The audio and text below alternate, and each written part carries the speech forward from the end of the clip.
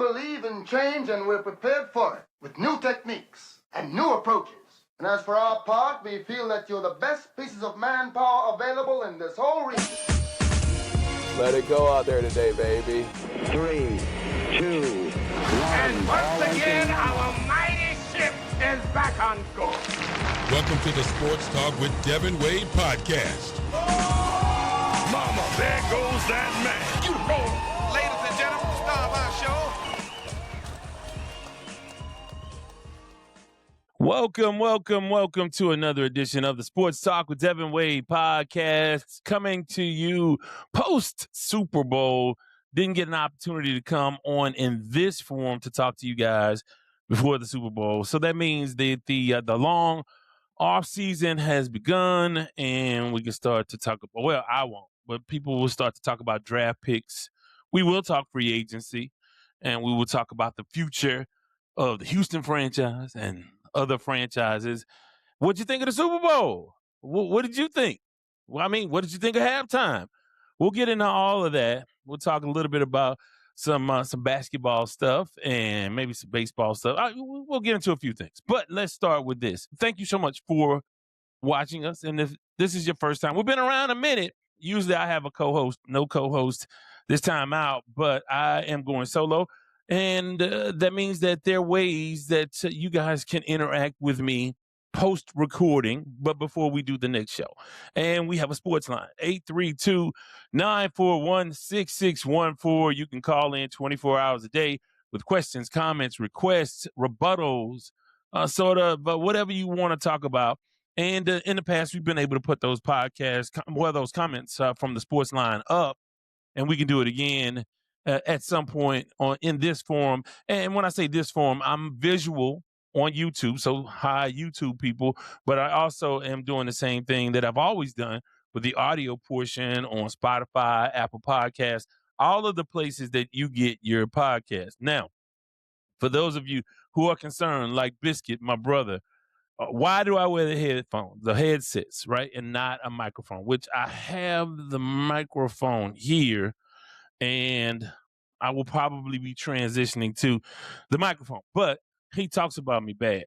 But you have to understand, I do play-by-play. So I am so accustomed to having this in my hands free that when I started the podcast, it just felt natural to have these on so I could have my hands free, didn't have to worry about moving around. If I wanted to move over here, I was still good to go because that's what I wear for the broadcast. So, to this day, when I do Texas Southern Tiger football or basketball on rare occasions, this is what I wear. These are the exact pair that I put on. He talked about me, and he talks about me so bad. He says, I look like I'm ancient when I wear these. But this is just what I've become accustomed to. Know the quality is great because I know what I spent on these. And again, we'll transition. I'm just doing what feels comfortable for me. But yeah, he's right. Maybe it's time for an upgrade. We'll do that. Speaking of upgrades, we're going to find ways for you to help out and make contributions if you enjoy the content that you hear. Now, I don't know what that's going to look like yet, but as we transition to rebranding, soon I still have mugs, Sports Talk with Devin Wade mugs, and I guess my mug is not here, and I have T-shirts.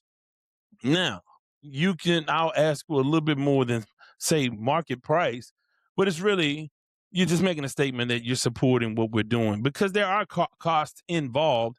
If I want to do microphones or lav mics or whatever I need to provide better content, I'll certainly, try to make that happen. And it's easier to do those things when I have a little bit of help, a little bit of support from those who really find enjoyment in the dialogue and in the monologues, in this case, in the community we've built around this program. So thank you so much for that, and looking for ways that you can contribute and help out. Still hoping to do the live remotes. But let me be honest with you guys, right?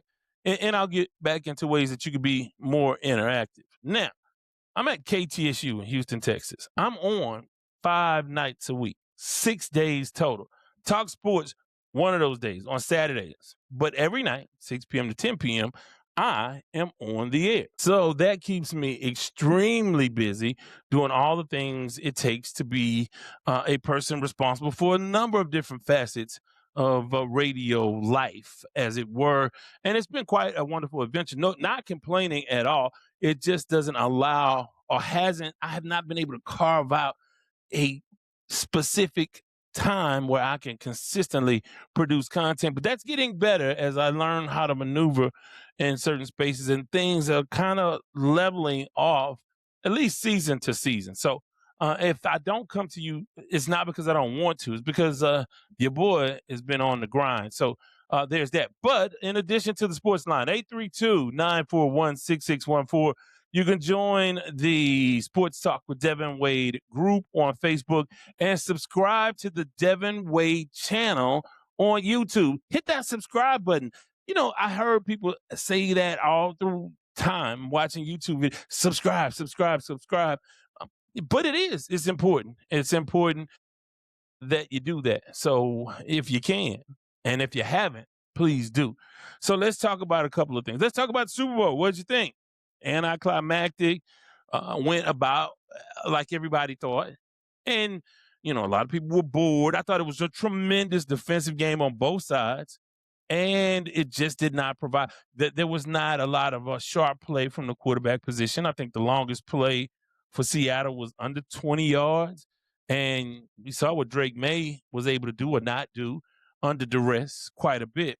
But this is what I'll say about this Super Bowl. So you can put it in a sort of in a vacuum and say, as a game, not the most compelling. You didn't see those standouts offensively. Nobody jumped off the page. Jackson Smith and Jigba, which everybody thought would get off. He was a little banged up, not himself, and just didn't produce. Now, Kenny Walker III, he did his thing. But here's the deal. He shares a backfield with Zach Charbonnet. Charbonnet tore a knee up, and we didn't get to see a two-headed monster, but Walker was enough and deserved to be the MVP. So but even his ground and pound and all the things that he was doing, it didn't jump off the screen and, give you those Super Bowl moments, right? You didn't get those, but it's okay. He did his work. He did his thing. He did enough, and that defense was amazing. So in the vacuum, yeah, not the most exciting game, great defensive game. A lot of people frown on that. But if this is the beginning of something special with that Seattle defense, we may look on this and say, boy, this was the beginning. This is Legion of Boom Part 2. The difference is we just don't know those guys yet. We just don't know. There are no Richard Shermans on this team, Cam Chancellors, some of the guys that, made it happen for that Seattle secondary and that defensive front, Michael Bennett and all of those guys. We don't know these guys yet. And a lot of it is, these guys are not as expressive and don't have the personalities. At least they haven't, had a spotlight shown on them enough to display that kind of personality. And so maybe over time we'll get to know them and rebrand them. Because I remember when the New England Patriots beat the Rams, right? It was really about the greatest show on turf.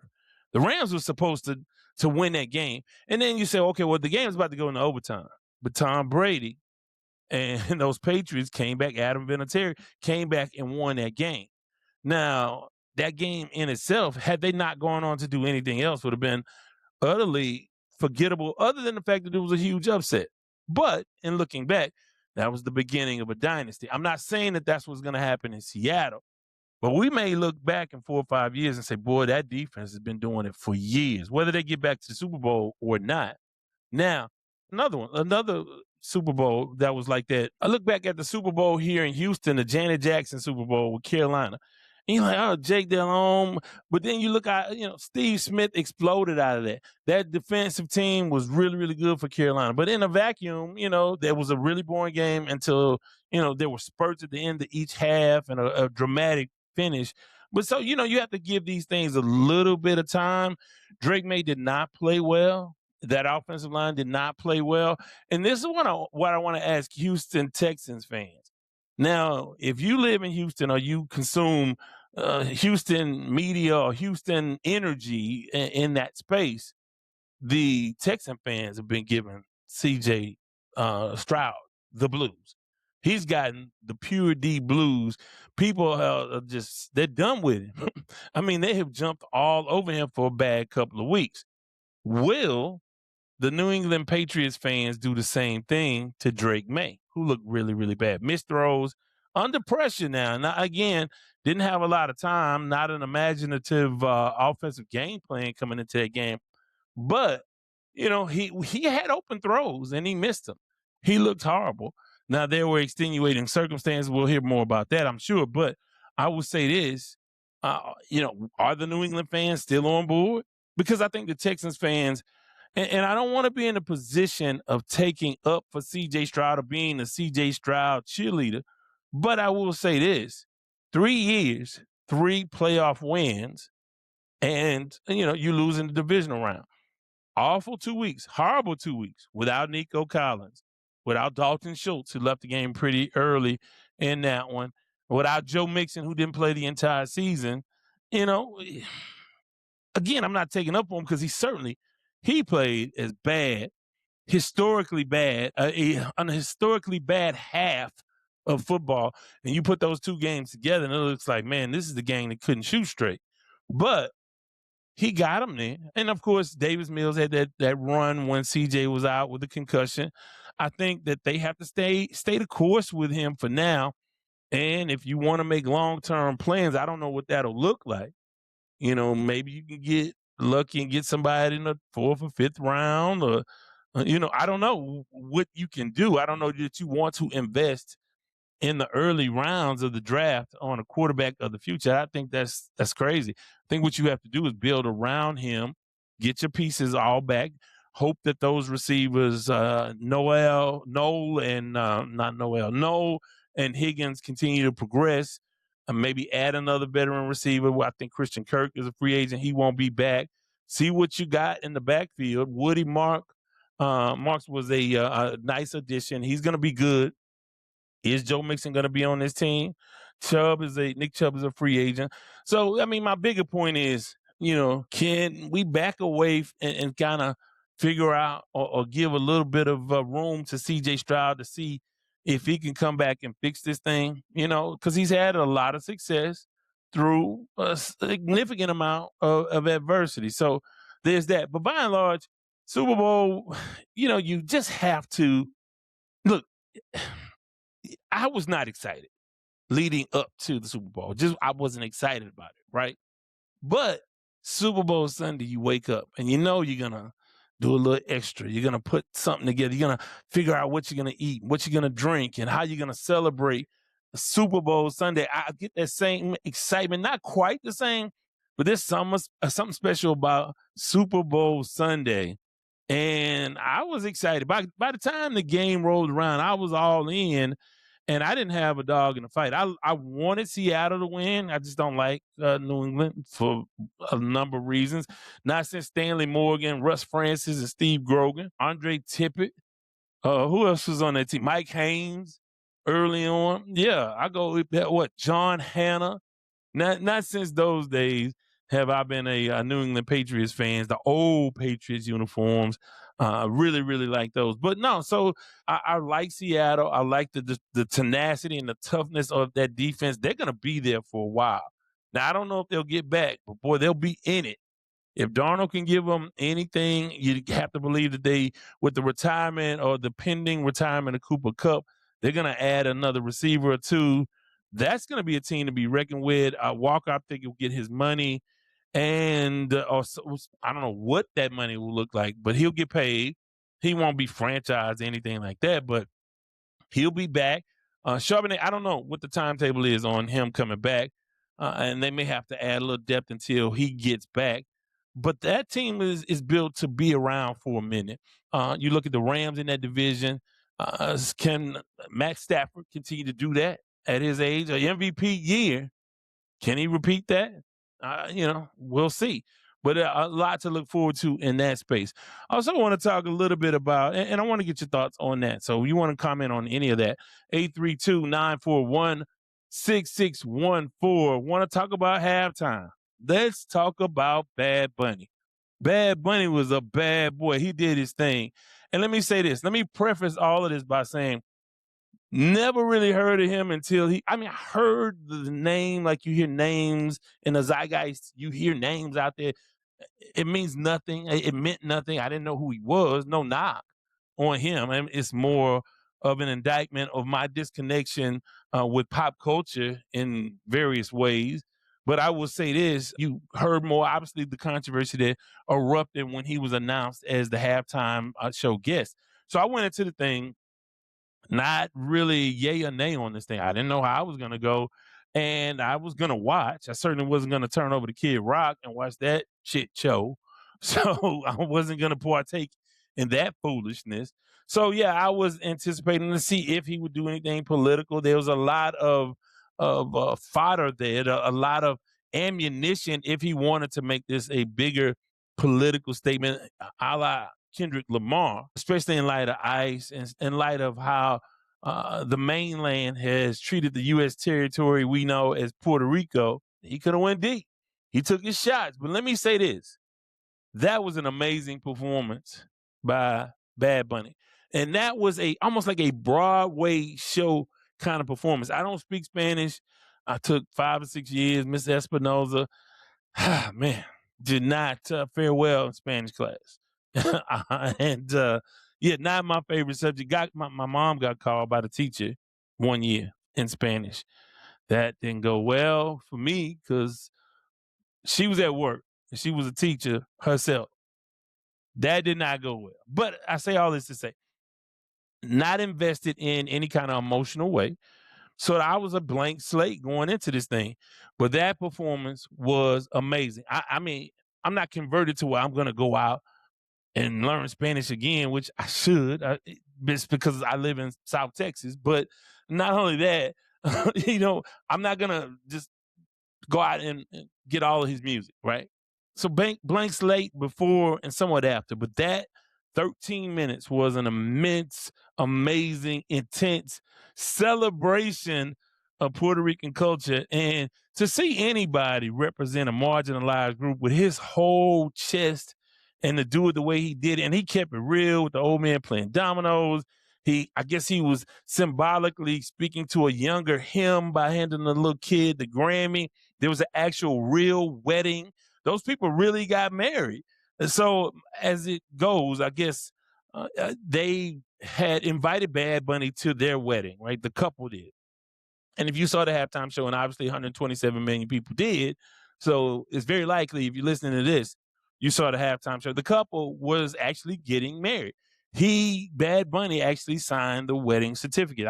He didn't sign Bad Bunny, I'm sure, but they cut the cake, and I mean, it's just super authentic. The ladies doing nails. The shot he took from someone who is fighting off gentrification in Brooklyn with a Puerto Rican restaurant or bar, whatever it is. I mean, all of those things played, the sugar cane, the electric grid. And I know people are hating on that. And I don't mean just Kid Rock fans. I mean, other people like, but you have to realize, man, everything ain't for you. Everything ain't for you. You know what I mean? I like violent tackle football. And the rest of the people of this, I guess the generations after me, lesser so. So when I see all of these advertisement and all of these endorsements of flag football and celebrations of flag football, I just want to throw up. Not literally, but I'm just like, you're going to kill the game. But I have to realize, man, especially as I get older, it's not for me. So some things are not. I mean, how many people did you think Kendrick Lamar was for? He was for us. He wasn't for everybody. So this can be for them, but it was a really, really wonderful celebration when you understand the history of these people have been citizens since 1917 and not been able to vote on the president. The infrastructure sucks. There's a lack of investment. A lot of people died in a hurricane, natural disaster, and a lot of it because they didn't get the help that they needed from the federal government. And in the backdrop of all of that, people, all the racists come out and do what racists do, and they feel emboldened these days. Obviously, we see that all over social media. But to see him stand up and do what he did, it wasn't combative. He wasn't Kendrick Lamar. He did it in his way. And I thought that was really, really amazing. And I mean, it was wonderful. So there's that. So that all of that is going on. I thought it was great. What did you think? I would love to hear your comments on that. 832-941-6614. A lot of things going on. Basketball. I saw something on social media. Now, I have not been the biggest Kevin Durant fan traditionally.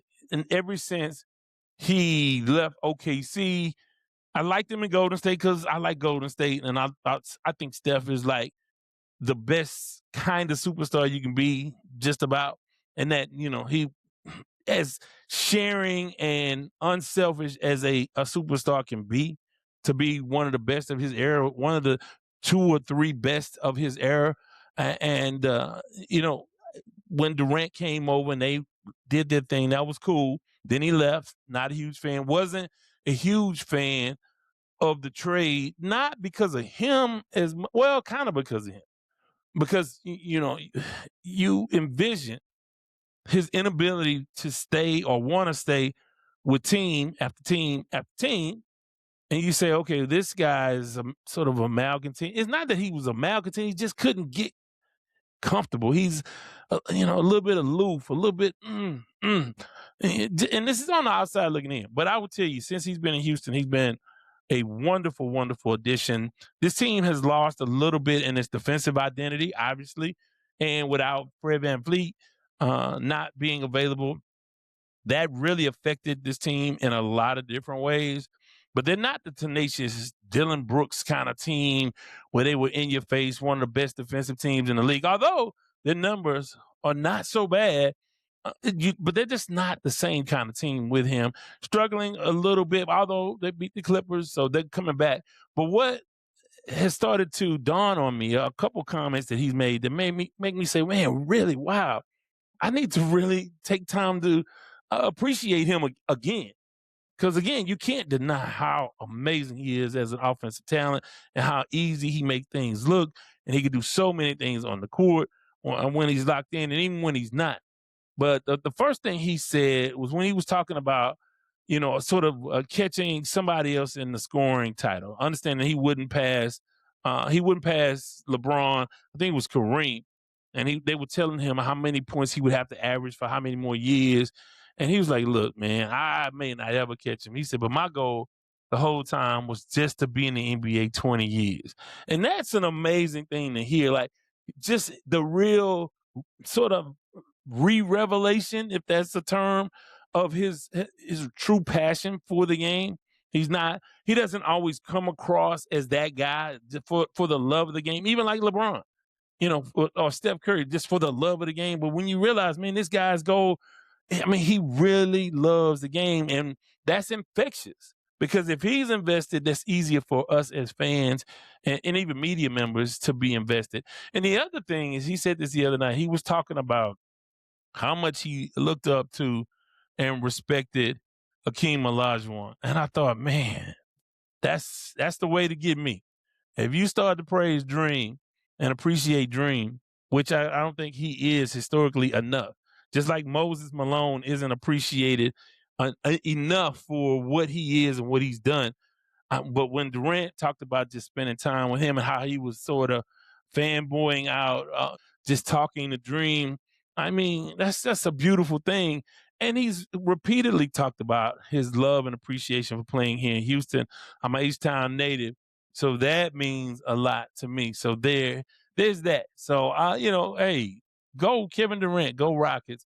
Cougars back up to number 3. Big win last night. Not a big win, a normal win last night against Utah. Big win with BYU over the weekend. Texas Southern in the middle of the pack. They're trying to find their way.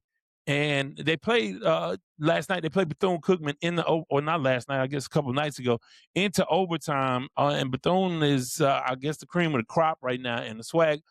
They're rounding into shape. Let's see if Coach Johnny Jones can get these guys on another run and try to get into the NCAAs.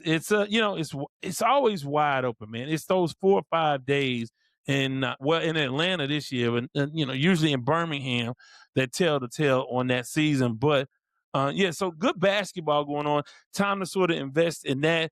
And then I realized today that I really am looking forward to baseball. You're starting to see guys, and they're talking about spring training, and you're starting to see guys, with injuries, who's going to be in and who's going to be out. Opening day starters are starting to be announced. It's pretty early on. And I think the first workouts for the Astros are tomorrow, I think. So there's that. So I'm looking forward to that. But there are a lot of things going on. And again, want to get, as the dogs interrupt here, let's pause here.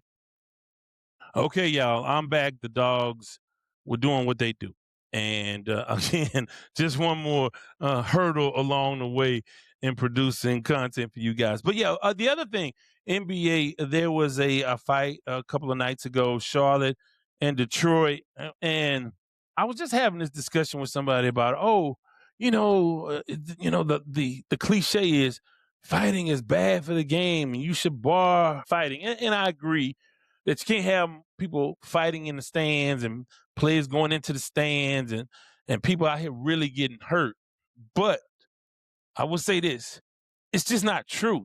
Like, fighting does not hurt the game. I never heard anybody say, I'm not watching the NBA anymore because there was a fight.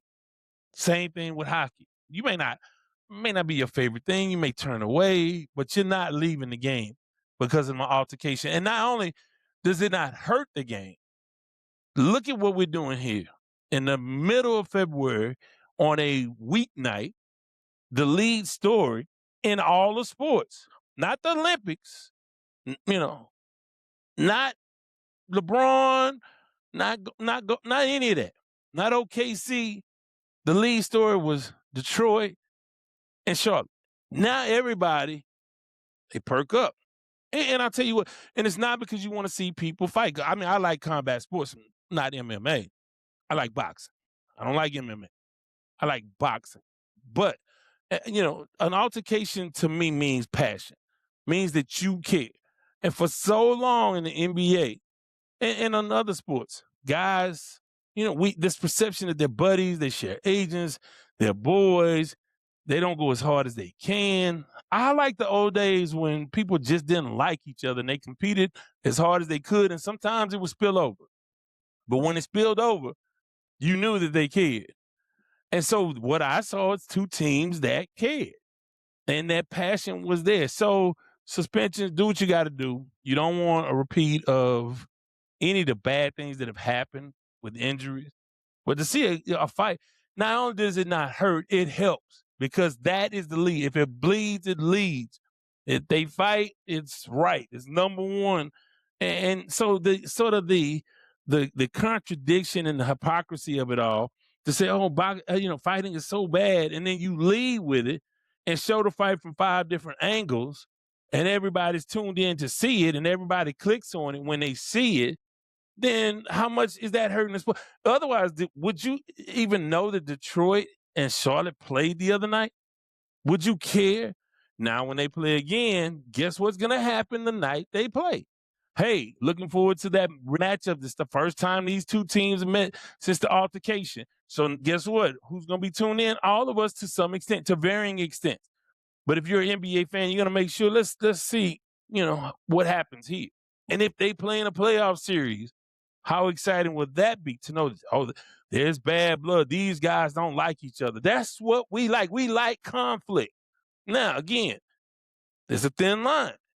And some of us are more tolerant and accepting of it than others. But fighting it's a net good, whether we like it or not. Morally, is it good? No. Is it the intent of the sport to be that? No. Do you want to see people get hurt? No. Do you want to see fans get involved? Are there limits? Yes, there are limits to it all. There's limits to everything.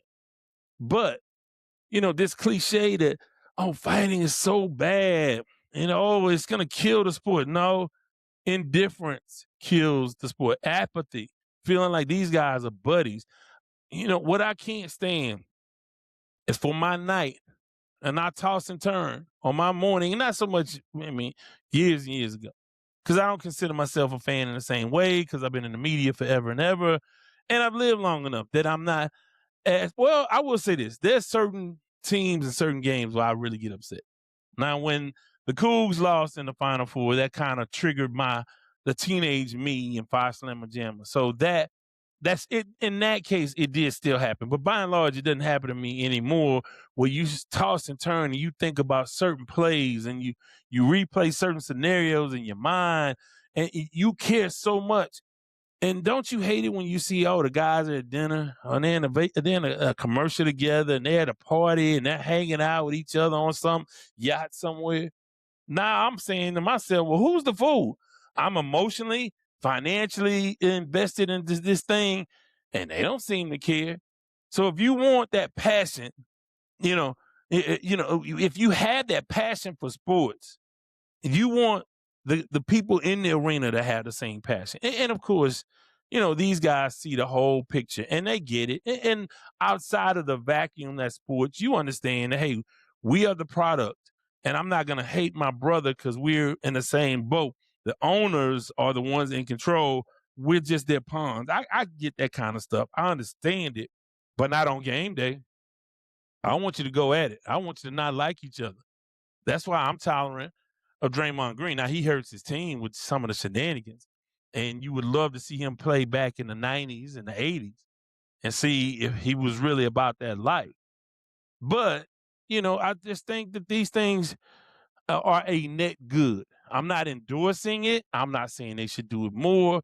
But if it happens, hey, man, I'm not throwing people out for 50 games because you want people to be passionate, especially like in football.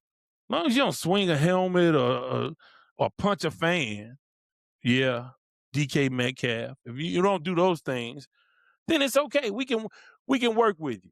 We can find that thin line, and maybe if you're a line stepper, you go over a little bit. Maybe you don't get the book thrown at you as hard. But, I get it. I get it's the right thing to say. But that's coming from somebody who I was a part of a bench. Well, I was the initiator of what became a bench clearing brawl that ended a game about a minute and 27 seconds early, maybe more than that, maybe 2 minutes early, because I got into altercation. So maybe consider the source on that. So there's that. I'm not going to stick around too long. There were a couple other things I wanted to get into, but if I forgot something, I certainly apologize for that. But 832-941-6614 did talk a little bit about Black coaches not getting any of the 10 jobs that became available. Obviously, if Mike Tomlin wanted to coach this year, he would have had a space. But what about Brian Flores? Some of the coaches you understand, Harbaugh, and to a lesser extent, McCarthy, there in Pittsburgh, except he's kind of a Pittsburgh guy. But he's older. He doesn't fit the mold. He's not going to be there 30 years. He's not going to be, they had 3 coaches in 50 years, whatever the total was. They've only had 3 coaches in Pittsburgh franchise history. He's not going to be one of the guys that's going to be there for, very long. I can't imagine. Because of age, if nothing else. So we did talk about that.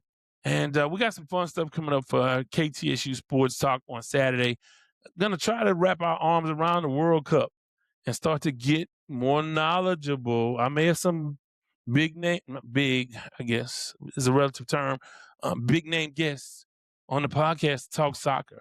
Again, I have to work my magic and go through some people who know some people to get some of that. If you're interested, and I hope you are. And also, I want you to be aware of the fact that I will be rebranding here soon, counting that down. And it won't mean much for sports content because the episodes that are dedicated to sports will be the same.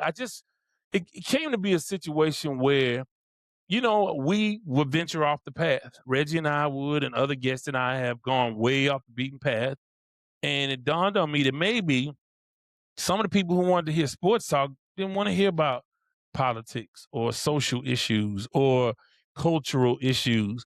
And maybe I needed to broaden the way I labeled things so it will give me room to talk about things more freely. I didn't want to be confined. I wanted to be fair to you guys who watch and listen. And if I say sports, it's sports. but also I want to be able to talk about a lot of other things because I do have the ability to have access to some great guests in various fields, some wonderful people, knowledgeable people, interesting people about interesting topics. And I want to be able to explore that in this space. And I think some of you, I would hope that most of you will go along with at least some of the episodes as we start to rebrand. So be on the lookout for that. Getting out of here. I'll be back at it soon enough. Reach out to me. Make me feel like you need to hear from me, and I will feel obligated to carve out time, even if it's 3 a.m, to come and talk to you guys. So thanks so much. And until next time, please remember these 4 things. Number 1, I don't do no favors after 6 o'clock in the evening. 2, I ain't got no money. 3, I'm not harboring any fugitives from justice. And 4, bye. This has been the Sports Talk with Devin Wade podcast. Remember, you can follow him on Twitter at Wadesword. Thank you for listening.